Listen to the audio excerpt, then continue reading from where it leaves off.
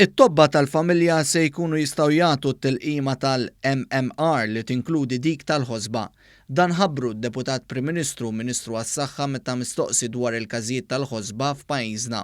U dan ħanamluh fil-ġimgħat li ġejjin billi dawk il-tilqim li sa issa kien jingħata biss mingħajr ħlas fiċ-ċentri tas-saħħa, issa il-tobba jkun jistgħu jiġbru dawk il-tilqim mingħajr ħlas huma biex bekk jistgħu jingħata anke fil-komunità mit-tobba tal-familja ħalli nkomplu nżidu kemm jista' jkun ir-rata ta' tfal li huma mlaqmin ġewwa pajjiżna.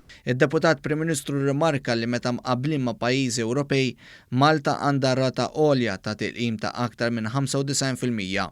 U aċċenna biex it-tfal jitlaqmu, anke jekk fl-aħħar snin daħlet idea li sejħilha skorretta biex it-tfal ma jitlaqmux.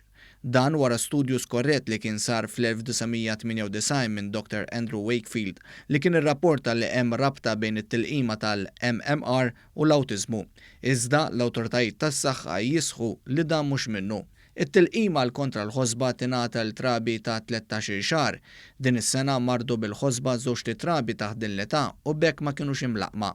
Għalkemm iż-żieda fil-każijiet tal-ħosba li tista' tkun fatali, l-awtoritajiet tas-saħħa jisħu li din ma kinitx żieda allarmanti. Minkejja dan huma saħħu favur il-prekawzjonijiet meħtieġa. L-ewwel sintomi tal-ħosba huma deni għoli, għajnejn ħomor, sola u rax li jibda l-ewwel fis-saqaf tal-ħalq u jibqa' nieżel mal-ġisem kollu.